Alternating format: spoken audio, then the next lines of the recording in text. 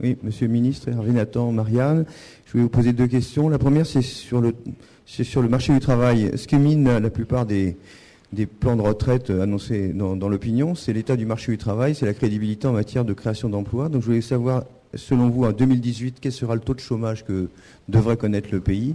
Et à l'intérieur de ce taux de chômage, je voulais savoir, une question plus précise, puisqu'il s'agit de faire travailler les seniors, à votre avis, à quel taux d'emploi on pourra porter le taux d'emploi des seniors en 2018? Puis une troisième question, excusez-moi, un peu technique, mais que devient dans votre dispositif de départ pour des problèmes de pénibilité, le dispositif sur des salariés exposés à l'amiante? Parce qu'eux, ils partent avec la possibilité, l'éventualité d'avoir une maladie qui se déclare après.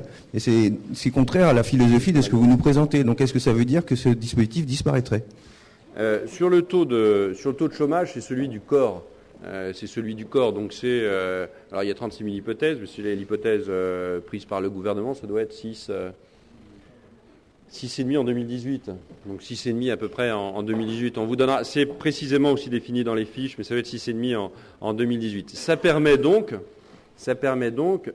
d'afficher un basculement, un swap, comme on dit, entre les cotisations, puisque c'est votre question, entre les cotisations au fonds qu'on verse à l'UNEDIC et les cotisations qu'on verse aux assurances chômage. C'était le cas dans la réforme de 2003. Ça n'a jamais pu être fait. Ça a failli être fait. Et moi, j'ai failli le mettre en œuvre comme ministre du Budget. J'attendais avec impatience de pouvoir mettre en œuvre ce swap. Nous allions le faire, et puis la crise s'est déclenchée. Donc on n'a pas pu le faire. Le chômage qui allait mieux, tout d'un coup, a commencé à se dégrader, et les comptes publics aussi, et les comptes de l'UNEDIC. Donc ça n'a pas pu être fait. Nous pourrons le faire à partir du moment où la situation économique ira mieux. Et évidemment, les prévisions du gouvernement, elles sont fondées sur celles du corps et sur celles... voilà. Et donc nous pouvons, au fond, opérer ce swap à partir de 2015. Et il monte en progression, vous verrez, jusqu'en 2018. Cela étant, ce transfert de cotisation, donc à prélèvement obligatoire constant, ce transfert de cotisation, il est extraordinairement prudent. J'ai pas voulu, parce que j'aurais pu comme ça mettre des chiffres plus importants. J'ai pas voulu que nous fassions cela. Nous l'avons précisément indiqué. Ça représente à 2018 3% du besoin, enfin de la réponse aux besoins de financement. 3%. Donc 3%, c'est vraiment pas beaucoup.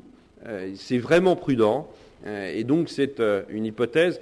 Donc nos hypothèses et notre plan de financement, notre tableau de financement que vous avez évidemment détaillé dans le dossier de presse est prudent et je pense parfaitement crédible, très solide.